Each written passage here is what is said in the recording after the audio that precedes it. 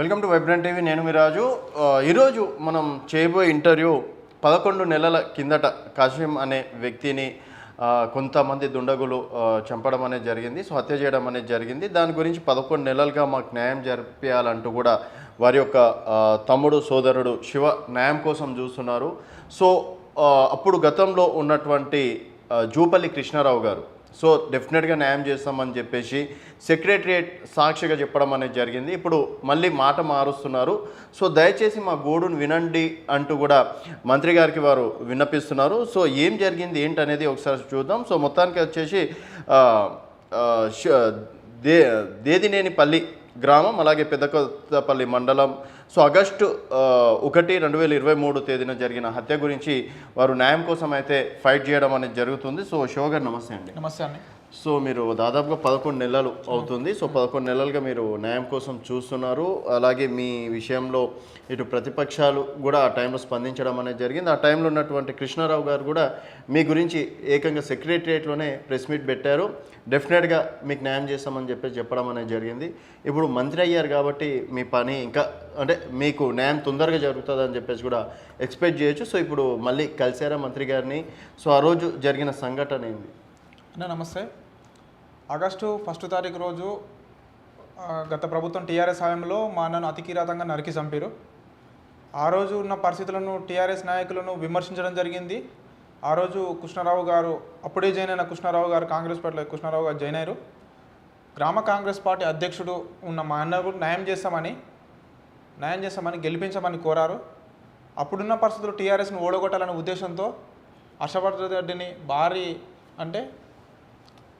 భారీగా ఓడగొట్టడం జరిగింది. కృష్ణారావుని భారీ మెజార్టీతో గెలిపించినాక కృష్ణారావు గారు ఎమ్మెల్యే అయ్యారు, మంత్రి అయ్యారు.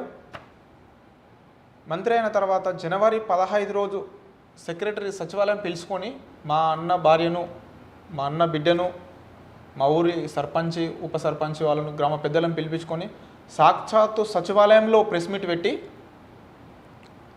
ఆ రోజు ఇదే ఛార్జ్షీట్ ఎఫ్ఐఆర్ కాపీ చూపిస్తూ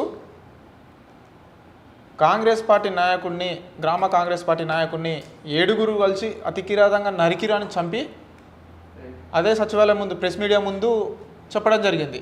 ఓకే. ఆ రోజు నుంచి మేము వెయిట్ చేస్తున్నాము. న్యాయం ఒక మంత్రి స్థానంలో ఉండి ఒక మాట చెప్పినాక న్యాయం చేస్తాడని వెయిట్ చేస్తున్నాము. ఓకే. వెయిట్ చేసే క్రమంలో ఎంపీ ఎలక్షన్స్ వచ్చినాయి. ఎలక్షన్స్ అయిపోయి మీకు న్యాయం చేస్తామని చెప్పారు. ఆ క్రమంలో మళ్ళీ ఎంక్వైరీ నడిచింది.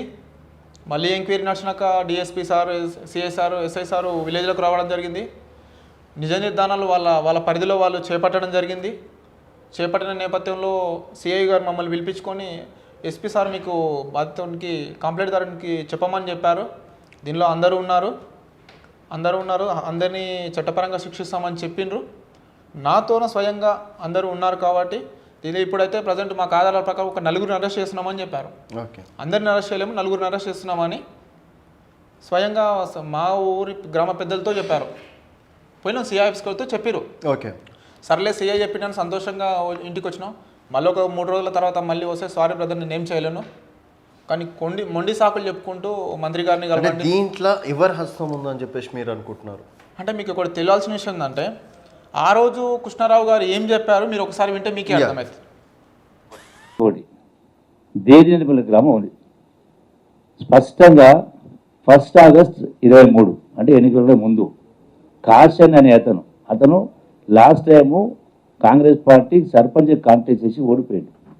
రేపు ఎన్నికల్లో మళ్ళీ అతను సర్పంచ్ క్యాండిడేట్, 32 సంవత్సరాల వయసు. అతన్ని ఆల్రెడీ వద్ద సర్పంచ్ గెలిచిండ్రో ఉన్నటువంటి వాళ్ళు ఎంపీటీసీ వాళ్ళ సొంత తమ్ముడు అంటే ఎమ్మెల్యే పిఏ, ఆనాటి ఎమ్మెల్యే పిఏ హర్షవర్ధన్ పిఏ, అతను కలిసి మళ్ళీ ఇతను ఏం చేసిండ్రు, మర్డర్ కంటే 4 రోజుల ముందు ఎమ్మెల్యే దగ్గర తోలుకొని పోయారు. ఎవరిని? ఈ కాశీను పార్టీలో చేరమని చేస్తాడు, చేరలే. అదే వీడు చేతలేడు, అదే పార్టీలో ఉంటున్నాడు, కాంగ్రెస్ ఉంటున్నాడు, రేపు పొద్దున మనకి పోటీకి వస్తుంది చెప్పని కిరాతకంగా చంపారు. మర్డర్ చేసింది 7 మంది కలిపి, అంటే ఎన్నికల కన్నా ముందే. దీనిపైన ఎన్నో సందర్భాలు రిప్రజెంటేషన్ ఇచ్చినా కూడా యాక్షన్ తీసుకోలేదు. చర్యలు తీసుకోనందుకు ధర్నా చేస్తే అంటే పిటిషనర్ల పైన ఎవరైతే బాధిత కుటుంబాలను 24 మంది 24 మంది పైన కేసులు పెట్టి బాధితుల పైన చర్య తీసుకోవాలి. ఈ రోజు కూడా కేవలం ఒక్క వ్యక్తిని తప్ప మిగతా ఎవరిని కూడా కస్టడీ తీసుకోలేదు. ఆల్రెడీ వాళ్ళని జైలు పంపడం జరిగింది, రిమాండ్ చేయడం జరిగింది. ల్యాండ్ పంచాయతీ, ఆ ల్యాండ్ పంచాయతీ ఒక నిమిషం ల్యాండ్ పంచాయతీ అంటే ఆరోపణ చేసిన వాళ్ళు ఎవరు? రెండో పాయింట్ ఉంది ఇంతకుముందు మీరు అన్నట్టుగా. ఇంకో ఎగ్జాంపుల్ చెప్తా, అంటే ఎట్లుంటుంది అంతకంటే 2 నెలల ముందు, అంటే గత బీఆర్ఎస్ ప్రభుత్వంలో అదే పెద్ద కొత్తపల్లి మండలంలో ఆ మాజీ ఎమ్మెల్యే ఉన్నప్పుడు బీఆర్ ప్రభుత్వంలో దేదినేనిపల్లి గ్రామంలో కాషన్ అనే వ్యక్తి మర్డర్ అయ్యాడు. అతను మా కార్యకర్త, మా నాయకుడు ఆ గ్రామ సంబంధించి. ఆ మర్డర్ అయిన తర్వాత కూడా నేను ఒక్క మాట ఎవరిని మాట్లాడలే, వ్యక్తిగా చాలా ఉండదు. ఇన్వెస్టిగేషన్ ఏం తెలియంది ఇది కూడా మీకు చదువుతాం, ఒక్కసారి ఒకటే నిమిషం వినండి. The deceased warned to deceased to stop such type of intimacy even though he did not change. He continued illegal affairs with his wife of the accused, upon which the accused A2 had felt insult in the village and A2 want to deceased. అంటే అక్రమ సంబంధం కారణం చెప్పినట్టుగా స్పష్టంగా ఉంది. బాధతో open జరిగింది. So ఇప్పుడు మంత్రి గారు అప్పుడు న్యాయం చేస్తామని చెప్పేసి అప్పుడు అన్నారు. ఇప్పుడు ఏంటంటే దానికి సంబంధించి ఆల్రెడీ కొంతమంది జైల్లో ఉన్నారు. అలాగే అక్రమ సంబంధం అనే విషయం గురించి కూడా మాట్లాడడం అనేది జరిగింది. సో మీరు కావాలని ఏదో ఫోకస్ కావడానికి ఇది చేసినారా? ఎందుకంటే మంత్రి స్థాయిలో ఉండి కూడా అబద్ధాలు అయితే చెప్పాలనుకుంటున్నాను. ఈ అబద్ధాలు అంటే సాక్షాత్ మీకు మీడియా సమక్షంలో మాట్లాడిన వీడియో నేను చూపించాను కన్నా, నేనేమో చేయలేదు కదా. ఇప్పుడు అన్ని మీడియా సంస్థలో వచ్చినాయి ఆ వీడియో. ఆ రోజు ఛార్జ్షీట్ చూపించి అదే మాట్లాడిండు, ఈ రోజు ఛార్జ్షీట్ చూపించి అదే మాట్లాడుతాడు. అంటే తన స్వలాభం కోసం, స్వార్థం కోసం మాట్లాడిండు. మేము ఒకటే అంటున్నాం, న్యాయం చేయమని అడుగుతున్నాం. మేము మాకు డబ్బులు ఆశించి లేకపోతే ఏమైనా డిమాండ్ చేసలేము. ఆ రోజు సచివాలయం పిలిచిన రోజు కూడా మేము ఆయన స్వార్థం కోసం పిలిచిండు ఆ రోజు సచివాలయానికి. ఎందుకని చెప్తున్నా అంటే ఆ రోజు కూడా ₹1 ఆశించకుండా వచ్చినాం. మాతో డబ్బులు లేకున్నా, బంధువులను ఫ్రెండ్స్ని అడిగి కిరాయికి డబ్బులు లేకుండా మేము కారు కిరాయి తీసుకొని మా అన్న భార్యను తీసుకొని మేము సచివాలయం పోయినాం. మేము పేద బిడ్డలం అన్న, సామాన్యులం.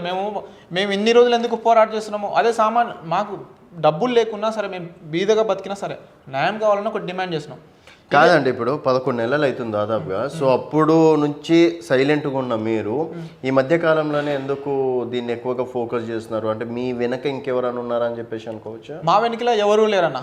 ఉన్నవాసం చెప్పాలంటే టీఆర్ఎస్ ప్రభుత్వంలో అన్యాయం జరిగిందని కాంగ్రెస్ పార్టీని నమ్ముకొని ఈరోజు కాంగ్రెస్ పార్టీలో ఉన్నాం. ఇప్పటికీ మా అన్న ఒక గ్రామ కాంగ్రెస్ పార్టీ అధ్యక్షుడు, మా అన్న కాంగ్రెస్ వాది. ఈ రోజు వరకు కాంగ్రెస్ పార్టీలో ఉన్నాం. న్యాయం చేస్తారు, అధికారం ఉంది, ఒక మంత్రి స్థాయిలో ఉండి మాట చెప్పింది కదా అని ఓపికతోనే వెయిట్ చేసినాం. ఇన్ని రోజులు వెయిట్ చేస్తున్నాం, ఇప్పుడు కూడా వెయిట్ చేస్తున్నాం. నిన్న మొన్న టీవీ ఛానల్లోకి పోయిందని వాళ్ళ నిరంజన్ పిఏ ముఖ్య అనుచరులతోన గ్రూపులలో మెసేజ్ పెడుతున్నారు, ఖబర్దార్ అని. నిరంజన్ డబ్బులు తీసుకున్నాడు అని నేను ఆరోపణ చేస్తున్నా, నిజం అది. నిరంజన్ డబ్బులు ఇప్పుడు నాకు మీ పాయింట్ ఆఫ్ వ్యూలో ఇక్కడ ఎవరి హస్తం ఉంది అని చెప్పేసి మీరు అనుకుంటున్నారు?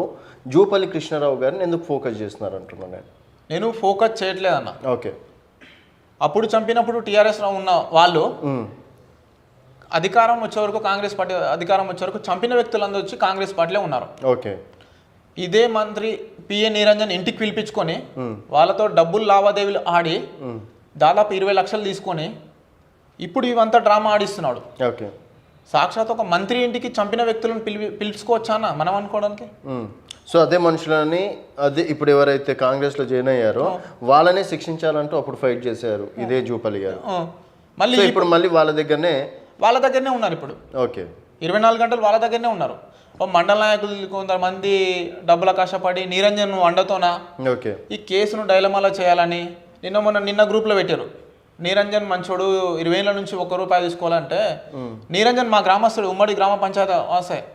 నిరంజన్ 20 సంవత్సరాలు డబ్బులు తీసుకున్నారు. మరి ఇప్పుడు వరకు వాళ్ళని అరెస్ట్ చేయలేరా? వాళ్ళు బెయిల్ మీద బయటకు వచ్చారా?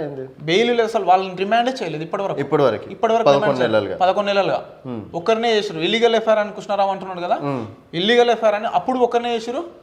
మళ్ళీ రీఇన్వెస్టిగేషన్ నడిచింది కదా, నడవకపోతే మరి రీఇన్వెస్టిగేషన్ నడిచినాక వాళ్ళ చట్ట పరిధిలో తేలిండ్రు కదా, దోషులు తేలినాక ఈ కృష్ణారావు పిఏ నిరంజన్ కాపాడుకుంటూ వచ్చిండు. వాళ్ళ తమ్ముళ్ళు మొత్తం డబ్బుల కమ్ముడు పోయిరు కాబట్టి అన్న ఇప్పుడు డబ్బుల కమ్ముడు ఫైన్. ఇప్పుడు అధికారుల దగ్గరికి వెళ్ళలేరా ఎక్కడ? వెళ్ళినాం. ఎంపీ ఎలక్షన్స్ అయిపోయినాక మళ్ళీ రోజు వెళ్ళినాం. ఆ 11 నెలల నుంచి కృష్ణారావు వెంబడే ఉన్నాం. ఓకే. కృష్ణారావు కొడుకును కూడా కలిసినాం, వాళ్ళ కొడుకును కలిసినాం, చెప్పినాం, బాధలు చెప్పినాం. ఇట్లా కొంతమంది ఇన్వాల్వ్ అయినా వాళ్ళ పేర్లు చెప్పినాం, ఆధార్తో చూపించినాం. వాళ్ళ కూడా డాడీకి చెప్తా అని చెప్పారు. ఈరోజు కృష్ణారావు మనుషులు వాళ్ళ పిఎన్ గ్రూపుల్లో పెట్టుకుంటా ఖబర్దారాన్ని బెదిరిస్తున్నారు. ఈ రోజు సో మీరు డైరెక్ట్ వెళ్ళలేరా మంత్రి గారి దగ్గరికి? వెళ్ళాం, చాలా సార్లు వెళ్ళాం. ఓకే. ఏమన్నారు మరి అప్పుడు? చేస్తాం, చూద్దాం, టైం ఉంది, చేద్దాం అనుకుంటూ వస్తున్నారు. ఓకే. రోజు దినదినం గడిచే కొద్దీ కేసు డీలే పడిపోతుంది తప్ప యాక్టివ్ కాదు కన్నా. ఓకే. ఇప్పుడున్న పరిస్థితుల్లో. సో మీ ప్రధానంగా మంత్రి గారి దగ్గరికి వెళ్తున్నప్పుడు కానీ డిమాండ్స్ ఏం చెప్తున్నారు? ఏమైనా డిమాండ్స్ చెప్తున్నారా మీరు, లేకపోతే వాళ్ళని శిక్షిస్తే సరిపోతుందా? మేము ఒకటే డిమాండ్ చేసినాం. ఇప్పుడు కొల్లాపూర్లో 2 హత్యలు జరిగినామని మీడియా ఫోకస్ చేసింది. చనిపోయిన వారు ఎవరైనా సరే కుటుంబం బాధ అనిపిస్తుంది. అదే ఇప్పుడు మా అన్నవుడికి మా కుటుంబ సభ్యుడు ఒక మనిషి చనిపోయాడు. చంపిన వ్యక్తులను ఎప్పుడైతే శిక్షిస్తామో నెక్స్ట్ ఇంకొక తప్పు జరగకుండా ఉంటుంది అని మా ఉద్దేశం. ఇప్పటికైనా మేము ఒకటే డిమాండ్ చేస్తున్నాం, కృష్ణారావును హత్య చేసిన నిందితులను చట్టపరంగా శిక్షించాలని కోరుతున్నాం. ఓకే. మేమేమి డిమాండ్ చేయట్లేదు. హత్య చేసిన నిందితులను చట్టపరంగా శిక్షిస్తే రేపన్నాడు ఇంకొక తప్పు జరగదు, ఆ తప్పు చేయాలనుకున్న 10 మంది భయపడతారు అని ఒకటే డిమాండ్ చేస్తున్నాం. ఈ రోజు వరకు ఇప్పుడు నిన్న మొన్న అంటున్నారు, నువ్వు అప్పుడే మాట మార్చినావు, అప్పుడే నీకు మిగతా నాయకులు డబ్బులు ఇచ్చిన అంటున్నారు. ఏమంటున్నా అంటే నిన్న మొన్న వరకు నువ్వు హర్షవర్ధన్ రెడ్డి వ్యతిరేకించినావు కదా, ఈ రోజు నువ్వు కృష్ణారావు నువ్వు వ్యతిరేకిస్తున్నావు అని అంటున్నారు. హర్షవర్ధన్ రెడ్డి ఇప్పటికైనా వ్యతిరేకిస్తున్నా, నాకు అన్యాయం చేసిపోయిండు, అన్యాయం చేసిపోయినందుకే మనం ఓడగొట్టినాం, కృష్ణారావు మేలు చేస్తాను అనుకుని గెలిపించుకున్నాం. మరి ఇప్పుడు ఆయనతో డబ్బులు తీసుకోలేదు, ఈయనతో డబ్బులు తీసుకోలేదు, ఇప్పటికి కాంగ్రెస్ పార్టీలో ఉన్నాం. ఓకే. అంటే కొందరు అంటున్నారు, నిరంజన్ మనుషులు అంటున్నారు. సో మొత్తానికి ఈ హత్య అనేది పార్టీ పరంగా తీసుకొస్తున్నారు, ఇప్పుడు పార్టీ పరంగా తీసుకొస్తున్నారు. వాళ్ళ అవసరాలకు తగ్గట్టు మా అన్నను శవరాజకీయంగా వాడుకుంటున్నారు తప్ప మాకేం చేసింది మేలు లేదు. ఈ 11 నెలల్లో గవర్నమెంట్ వచ్చింది, ప్రభుత్వం ఏర్పడింది, కాంగ్రెస్ ప్రభుత్వం 6 నెలలు అవుతుంది. 6 నెలలు అవుతుంది కదా. వచ్చిన 6 నెలల్లో ఇంతనన్నా కొంచెం 1% అన్న ముందలుకోవాలి కన్నా. ఓకే. 1% ఉడికి కేసు ఇంకేమైనా టైం ఇచ్చి చూద్దాం అనుకుంటున్నారా మీరు గవర్నమెంట్కి? కావచ్చు గవర్నమెంట్ కన్నా ఏమంటా అంటే రీఇన్వెస్టిగేషన్ 3 రోజులు అరెస్ట్ చేసాం. సిఐఏ చెప్పినాక అరెస్ట్ చేయకపోవడం ఎంత బాధాకరం. ఓకే. మా కుటుంబాన్ని దిగజారుస్తూ ఒక మంత్రి స్థాయిలో ఉండి ఇల్లీగల్ ఎఫ్ఐఆర్ అని ఒక ప్రెస్ మీట్లో మాట్లాడితే మా కుటుంబం ఎంత శోక సముద్రంలో ఉండిపోతుంది ఒకసారి ఆలోచించాలి. అదే కృష్ణారావు ఆ రోజు ఏం చెప్పిండు, దీనిలో 7 మంది ఉన్నారు, అతి కిరాతంగా నరికిన చెప్పిన కృష్ణారావే ఇప్పుడు ఇల్లీగల్ ఎఫ్ఐఆర్ అని మా కుటుంబాన్ని ఎంత దిగజార్చాలి మాట్లాడితే మాకు ఎంత బాధ అనిపిస్తుంది. మేము డబ్బులు తీసుకున్నామని వాళ్ళు అంటున్నారు, ఇప్పుడు కృష్ణారావు అన్సర్లు అంటున్నారు. సో ప్రధానంగా మీరు మంత్రి దగ్గరికి వెళ్తున్నప్పుడు కావచ్చు, అధికారుల దగ్గరికి వెళ్తున్నప్పుడు కావచ్చు, ప్రధాన డిమాండ్ ఏం పెడుతున్నారు మీరు? ప్రధానంగా చట్టపరంగా శిక్షించాలని ఒకటే డిమాండ్ చేస్తున్నాం. ఓకే. మేము ఎక్కడ డబ్బులకు ఆశపడలేదు, ఏ రోజు ఆశపడలేదు, ఆశపడే వ్యక్తిని కాదు. నేను క్యారెక్టర్ చంపుకొని ఎప్పుడు బతకలేదు, ₹1 కూడా ఆశించలే ఇప్పటివరకు. అదే సార్ చట్టపరంగా హత్యేష నిందితులను శిక్షిస్తే రేపనాడు ఏమైనా తప్పు చేయాలనుకున్న కొల్లాపూర్ తాలూకాలో కానీ మిగతా జిల్లాలో కానీ ఎక్కడైనా సరే కొంచెం భయం ప్రదాలకు గురై ఏమైనా తప్పు చేయాలనుకున్నా కానీ భయపడతారు. చట్టం ఏముందన్న, పోలీసులు అధికారం ఎవరికి ఉంటే వాళ్ళకి ఒత్తాసు పలుకుంటా మిగతా వాళ్ళ మీద కేసులు చేస్తారు. నా మీద కేసు చేశారు. మళ్ళీ ఎంపీ ఎలక్షన్స్ రోజు చిన్న గడబడి అయితే సంబంధం లేని కేసు చేశారు. ఎస్ఐ వచ్చి దురుసుగా ప్రవర్తించి నన్ను కొట్టడం చేయడం జరిగింది. ఇప్పుడు కృష్ణారావు మనుషులు నాకు ఫోన్ చేస్తున్నారు, నువ్వు కృష్ణారావు గురించి చాలా మాట్లాడుతున్నావు, నీ అంత చూస్తావు, మీ అన్నను దంపతి ఏమైనా చేసిర్రా, నిన్ను చేస్తామని కృష్ణారావు మనుషులు బెదిరిస్తున్నారు, గ్రూపులలో పెడుతున్నారు, మెసేజ్ చేస్తున్నారు. మేము బహిర్గతంగా పోలీస్ కంప్లైంట్ కూడా ఇప్పిస్తున్నాం. ఎందుకంటే మా అన్నకు హత్య జరగమని. సరే, మరి ఇప్పుడు వాయిస్ మెసేజ్లు కావచ్చు చూపించడం అనేది జరిగిందా సిఐలకు వాళ్ళకి? చూపిస్తాం మేము. ఉన్నాయి మీ దగ్గర? ఉన్నాయి, చూపిస్తాం, సాక్ష్యాలు ఉన్నాయి, చూపిస్తాం. ఎందుకంటే నన్ను హత్య చేసిరు నిందితులను వాళ్ళను రిమాండ్ చేయమని మేము కోరుతుంటే నా మీద లేనిపోని ఆరోపణలు చేస్తూ నేనేమో డిమాండ్ చేయట్లేదు కదా. నాకు అంతో ఇంతో ఇవ్వండి, నేను కూల్ ఉంటాను అనలే కదా. ఈ రోజు వరకు నేను కాంగ్రెస్ పార్టీలో ఉన్నా, కాంగ్రెస్ పార్టీకి ఓటేసినా, కాంగ్రెస్ పార్టీకి అన్ని విధాలుగా ఉన్నాం. మేము పార్టీలో పక్కన పెట్టండి, ఇప్పుడు మీరు మంత్రి గారి దగ్గరికి మళ్ళీ ఏ ఉద్దేశంతో ఏ డిమాండ్ తోటి వెళ్తారు? ఒకవేళ జరగకపోతే ఏంటి, వాట్ నెక్స్ట్? జరగకపోతే నేనేమంటున్నా అంటే జరిగేంత వరకు పోరాడతాం. ఓకే. జరగకపోతే అన్యాయం జరిగినట్టే కదా. ఇప్పుడు మా అన్నకు న్యాయం నమ్మకం ఉందా మీకు? నమ్మకం ఉంది.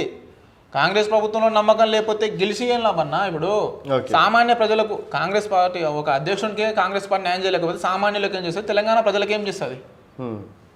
24 గంటలు కష్టకాలంలో ఉన్నప్పుడు పార్టీ నమ్ముకొని కార్యకర్తలు ఉంటే కార్యకర్తలను చంపినప్పుడు అసలు కార్యకర్తలను కాపాడుకోవాలని కాంగ్రెస్ మిగతా వాళ్ళని ఏం కాపాడుతుంది? సో రేవంత్ రెడ్డి గారు కూడా చాలా క్లారిటీగా చెప్తున్నారు కదా, కార్యకర్తలు కావచ్చు ఎవరినైనా సరే మేము గుండెల్లో పెట్టుకొని చూసుకుంటాం, ప్రతి ఒక్కరికి న్యాయం చేస్తాం. ఎక్కడ గుండెలో పెట్టుకొని చూస్తున్నారు? గెలిచి 6 నెలలు అవుతుందన్న, ఇప్పటివరకు కేసు ముందలుకోలేదు. ఒక మంత్రి గారి స్థాయిలో ఉండి నేను అవాస్తవాలు చెప్తాను, వాస్తవాలను చట్టపరంగా శిక్షించమని చెప్తున్నాను. అక్కడ ఉన్న ఆరోపణలు నిజమైతేనే శిక్షించమని చెప్తున్నాం. లేనిపోని తప్పుడు సమాచారాలు ఇస్తలేం కదా. వాళ్ళ ఇంటరాక్ట్ ఏది తేలితే అది చెప్పమని చెప్పినాం.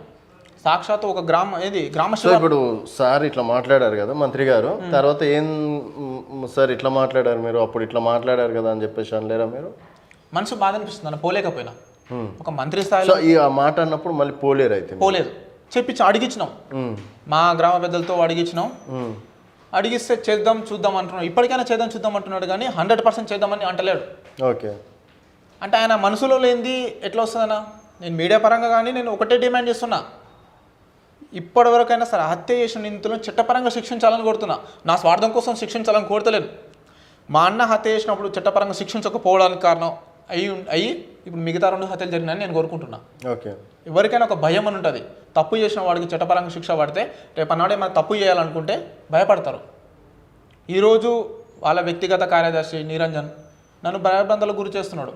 మా ఊరి గ్రామ పెద్దలకు ఫోన్ చేసి అట్లా మాట్లాడు ఇట్లా మాట్లాడాడు అని అంటే లేనిపోని ఆరోపణలు నా మీదే చేస్తున్నాడు. అని నిజం ఉన్నది కాబట్టి మాట్లాడుతున్నాను నేను. ఓకే, సో మొత్తానికి అయితే ఫైనల్గా ఏం చెప్తారు మీరు? నేను ఫైనల్గా ఒకటే చెప్పదలుచుకున్నా, రీఇన్వెస్టిగేషన్ నడిచింది కాబట్టి రీఇన్వెస్టిగేషన్ ప్రకారం అరెస్ట్ చేస్తామన్న సిఐ అరెస్ట్ చేయలేదు. ఓకే, ఇప్పటికైనా అదే కోరుకుంటున్నాను. హత్య చేసిన నిందితులు ఎవరైనా సరే వాళ్ళు ఓన్లీ సీఏనే కలిసారు, ఇంకా అధికారులను డిఎస్పీ సార్ని కలిసినాం, ఎస్పీ సార్ని కలిసినాం. ఎస్పీ సార్ స్వయంగా చెప్పాడు, సప్లిమెంటరీ ఛార్జ్ చేస్తున్నామా, స్పెషల్ ఇన్వెస్టిగేషన్ చేస్తున్నాం మీ కేసు మీద అని చెప్పారు. కాకపోతే మంత్రి పర్మిషన్ లేని వాళ్ళు ఏం చేయలేకపోతున్నారు. ఓకే, అధికార మంత్రి పర్మిషన్ లేని ఏం సో చేయలేకపోతున్నారు. మళ్ళీ అంటే కలిసే అవకాశాలు ఉన్నాయా? మళ్ళీ వెళ్తారా మంత్రి గారి దగ్గరికి? వెళ్తాం 100%. మేము తప్పు చేయలేదన్నా, వాళ్ళు తప్పు చేశారు. మేము న్యాయం కోసం ఎక్కడైనా వెళ్తాం. ఎవరి అధికారం ఉంటే ఇప్పుడు మేము తప్పు చేసిన వాళ్ళే మంత్రి ఇంటి కాడ పోయి చేరినప్పుడు తప్పు చేయని వాళ్ళు మేమెందుకు? 100% వెళ్తాం, అడుగుతాం, క్వశ్చన్ చేస్తాం, ఎందుకు నువ్వు న్యాయం చేయలేకపోతున్నావు 100% అడుగుతాం. సో న్యాయం జరుగుతుందని నమ్మకం ఉందా మీకు? చూద్దాం అన్న, వెయిట్ చేస్తున్నాం. న్యాయం జరుగుతుందని ఆశిస్తున్నాం. మళ్ళీ కాంగ్రెస్ ప్రభుత్వంలో న్యాయం జరుగుతుందా అన్యాయం జరుగుతుందని వెయిట్ చేస్తాం. సో మొత్తానికైతే 11 నెలలుగా ఫైట్ చేస్తున్నాం. సో మంత్రి గారు అప్పుడు మమ్మల్ని ఉద్దేశించి మీరు మాట్లాడారు, ఇప్పుడు కూడా మమ్మల్ని ఉద్దేశించి ఈ విధంగా మాట్లాడడం మాత్రం కొంతమేర బాధ అనిపిస్తుంది. సో కాకపోతే ఇప్పటికీ జూపల్లి కృష్ణారావు గారి పైన అయితే నమ్మకం ఉంది, డెఫినెట్గా న్యాయం చేస్తాడు అని చెప్పేసి నమ్మకం అయితే ఉంది. మరి కాంగ్రెస్ ప్రభుత్వంలో ప్రతి ఒక్కరికి న్యాయం చేస్తామన్నటువంటి సీఎం రేవంత్ రెడ్డి గారు కావచ్చు, మంత్రులు కావచ్చు, మరి ఈ కేసుని ఎక్కడి వరకు తీసుకెళ్తారు, మరి శివకి న్యాయం జరుగుతుందా లేదా అనేది వెయిట్ చేద్దాం. సో చూస్తూనే ఉండండి వైబ్రెంట్ టీవీ.